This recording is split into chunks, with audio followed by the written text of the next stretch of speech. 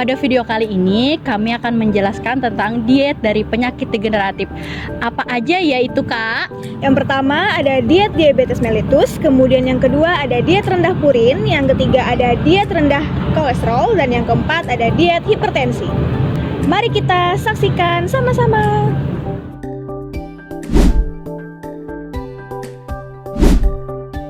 Diabetes mellitus atau yang sering dikenal dengan kencing manis adalah penyakit gangguan metabolisme karbohidrat, lemak, dan protein yang disebabkan oleh kekurangan hormon insulin, sehingga terjadi peningkatan kadar gula darah di dalam tubuh.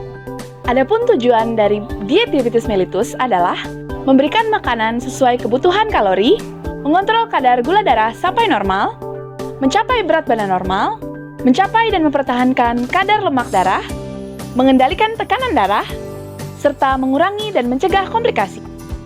Apa aja sih syarat diet diabetes mellitus? Kebutuhan karbohidrat 55-65% dari kebutuhan energi total, terutama karbohidrat kompleks seperti nasi, kentang, ubi, sereal. Bahan makanan yang dianjurkan adalah sumber protein hewani, yaitu ayam tanpa kulit, telur rendah kolesterol atau putih telur, ikan, dan daging tanpa lemak. Untuk sumber protein nabati yaitu tahu, tempe, kacang hijau, kacang merah, dan kacang kedelai. Sayur-sayuran yaitu kangkung, oyong, labu air, ketimun, kembang kol, seledri, lobak, sawi, terong, dan selada. Buah-buahan dikonsumsi sesuai kebutuhan seperti pisang, jambu air, apel, jeruk, dan pepaya. Dan selanjutnya, bahan makanan yang dihindari untuk diet ini. Bahan makanan sumber karbohidrat yang dibatasi dapat dilihat pada slide berikut. Sumber protein hewani yang dibatasi yaitu kornet, otak, sosis, jeroan, dan sarden kaleng. Sedangkan yang dihindari adalah keju, abon, dendeng, dan susu full cream. Sayuran dan buah-buahan yang dibatasi atau dihindari dapat dilihat pada slide berikut. Minuman yang dihindari yaitu minuman yang mengandung alkohol, susu kental manis, soft drink atau minuman bersoda, es krim, yogurt, dan susu. Selain itu juga makanan yang bergoreng dan menggunakan santan kental, kecap, dan saus tiram.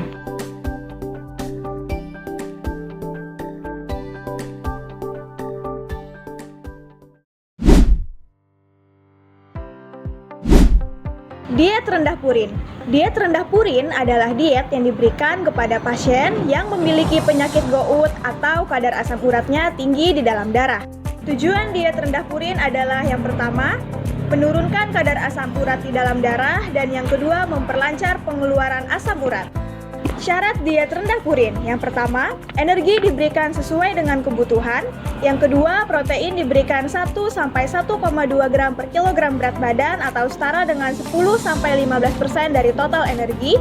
Yang ketiga, lemak diberikan tidak lebih dari 30%. Kemudian yang keempat, karbohidrat diberikan 65 sampai dengan 75%. Berikut ini adalah makanan yang dianjurkan untuk diet rendah purin. Untuk sumber karbohidrat, yang dianjurkan adalah nasi, bubur, bihun, roti, gandum, makaroni, pasta, jagung, kentang, ubi, talas, singkong, dan havermut. Untuk jenis sumber protein hewani yang dianjurkan adalah telur, susu skim atau susu rendah lemak. Untuk sayuran, ada wortel, labu siam, kacang panjang, terong, pare, oyong, ketimun, labu air, selada air, tomat, dan lobak. Untuk buah-buahan, semua macam buah-buahan. Untuk minuman, semua macam minuman yang tidak beralkohol. Selanjutnya adalah makanan yang tidak dianjurkan atau dibatasi untuk diet rendah purin. Sumber protein hewani seperti daging, ayam, ikan tongkol, tenggiri, bawal, bandeng, kerang, dan udang. Kemudian untuk sumber protein nabati yang dibatasi adalah tempe dan tahu. Kemudian kacang-kacangan seperti kacang hijau, kacang tanah, dan kacang kedelai. Untuk jenis sayuran yang dibatasi seperti bayam, buncis, daun melinjo, kapri, kacang polong, kembang kol, asparagus, kangkung, dan jamur. Kemudian untuk minuman yang dibatasi seperti teh kental atau kopi. Berikut ini adalah hal-hal yang perlu diperhatikan di dalam diet rendah purin. Yang pertama, olahraga secara teratur untuk mencegah kaku sendi. Bila disertai dengan darah tinggi dan penyakit jantung, diberikan diet rendah garam. Kemudian, hati-hati dengan minuman atau suplemen berenergi. Yang terakhir adalah cara pengaturan diet rendah purin. Memasak dengan merebus, mengukus, mengungkep, menumis, memanggang, dan pepes. Kemudian banyak makan buah-buahan yang mengandung air untuk memperlancar pengeluaran asam urat.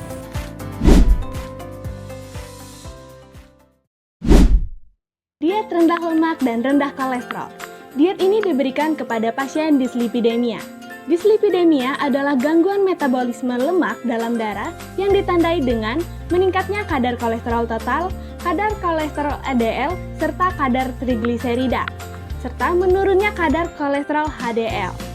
Dan syarat dari diet ini adalah lemak diberikan kurang dari 30% dari energi total dan diutamakan lemak tidak jenuh. Bahan makanan yang dianjurkan pada diet ini adalah bahan makanan sumber karbohidrat, beras merah, roti gandum, havermouth, makaroni, jagung, kentang, ubi dan talas, sereal, atau hidrat arang kompleks yang banyak mengandung serat. Sumber protein hewani, ayam atau bebek tanpa kulit, ikan segar, susu non-fat. Sumber protein nabati, tempe, tahu, oncom, dan kacang-kacangan seperti kacang ijo, kacang tanah, dan kacang kedelai. Sayur-sayuran, semua jenis sayuran, buah-buahan, semua jenis buah-buahan. Lemak yang mengandung lemak tak jenuh dalam jumlah sesuai kebutuhan, seperti minyak yang berasal dari tumbuh-tumbuhan, yaitu minyak kacang tanah, minyak kelapa, minyak jagung, minyak kedelai, minyak wijen, minyak biji bunga matahari, minyak zaitun, dan margarin. Makanan yang tidak berlemak dan menggunakan santan encer. Gunakan minyak untuk menumis. Makanan yang ditumis lebih dianjurkan daripada digoreng. Dan bahan makanan yang tidak dianjurkan pada diet ini adalah sumber karbohidrat seperti kue-kue, cake, biskuit, pastries, dan gula. Sumber protein hewani dibatasi daging tanpa lemak, udang, dan kuning telur, dan dihindari daging berlemak, otak, limpa, ginjal, hati, ham, sosis, babat, usus, cumi, dan sarden kaleng. Lemak yang mengandung lemak jenuh yaitu minyak yang berasal dari hewan, seperti lemak sapi, babi, kambing, susu penuh atau full cream, krim, keju, mentega, lainnya, minuman yang mengandung alkohol seperti arak, bir, dan soft drink. Hal-hal yang perlu diperhatikan dalam diet ini adalah gunakan minyak kedelai, minyak kacang tanah, atau minyak jagung dalam jumlah terbatas atau tidak berlebihan. Penggunaan daging tidak berlemak paling banyak 50 gram tiap kali makan. Makanlah ikan sebagai pengganti daging. Batasi penggunaan kuning telur maksimum 2 kali per minggu. Makan banyak sayuran dan buah-buahan segar. Sebagian dari sayur sebaiknya dimakan mentah atau sebagai lalapan. Memasak dengan merebus, mengukus, mengungkep, menumis, dan memanggang. Bila disertai dengan darah tinggi, diberikan pula diet rendah garam. Hati-hati dengan minuman atau suplemen berenergi.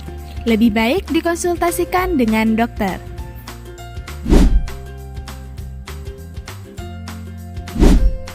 Penyakit hipertensi atau tekanan darah tinggi adalah suatu keadaan di mana tekanan darah lebih atau sama dengan 140/90 atau hipertensi juga disebut dengan the silent killer. Kenapa? Karena biasanya penyakit ini kambuh tanpa adanya gejala.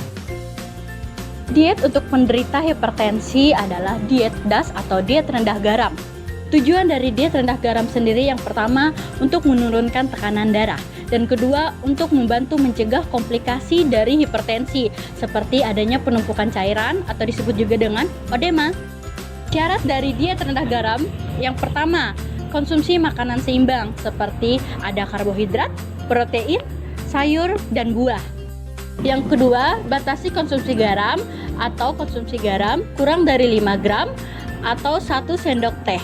Yang ketiga, konsumsi makanan sumber kalsium, magnesium, dan kalium. Yang keempat, batasi konsumsi lemak jenuh. Berikut adalah makanan yang dianjurkan. Karbohidrat sendiri terdiri dari beras merah, roti, gandum, singkong, ubi, kentang, dan jagung. Untuk makan dianjurkan protein, yang pertama ada daging tanpa lemak, ayam tanpa kulit, hati, ikan, susu rendah lemak seperti susu UHT atau full cream, tahu, tempe, dan kacang-kacangan. Untuk sayuran dianjurkan memakan semua jenis sayuran. Dan selanjutnya itu buah bisa tinggi kalium. Di sini contohnya ada pisang, alpukat, pepaya, apel, jambu, semangka, dan melon.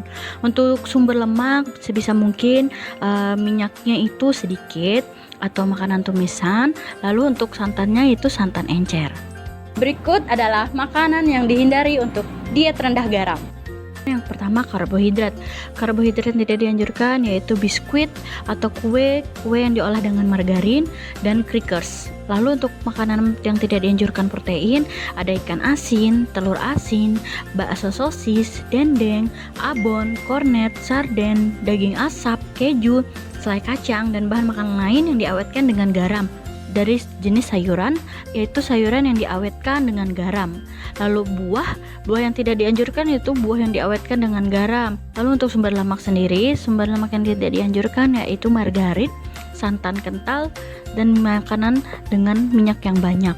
Lalu makanan tidak dianjurkan lainnya yaitu seperti kecap, tauco, terasi, petis, saus instan, dan keripik. Cara mengatur diet sendiri yaitu cita rasa makanan dapat ditingkatkan dengan menambah gula merah, gula pasir, bawang merah, bawang putih, jahe, kencur, salam, dan bumbu lain yang tidak mengandung atau sedikit garam natrium. Makanan lebih enak ditumis, dipanggang walaupun tanpa garam. Lalu selanjutnya dapat menggunakan garam yang mengandung rendah natrium. Contohnya seperti gambar di samping. Selanjutnya, cegah hipertensi dengan menggunakan gerakan patuh. Gerakan patuh merupakan sebuah gerakan yang sangat berguna untuk para penderita hipertensi dalam mengendalikan tekanan darah. Patuh sendiri yaitu P. Periksa kesehatan secara rutin dan ikuti anjuran dokter. A. Atasi penyakit dengan pengobatan yang tepat dan teratur. T. Tetap diet dengan diet gizi seimbang dan diet rendah garam. U. Upayakan aktivitas fisik dengan aman. Dan H. Hindari asap rokok, alkohol, dan zat karsinogenik lainnya.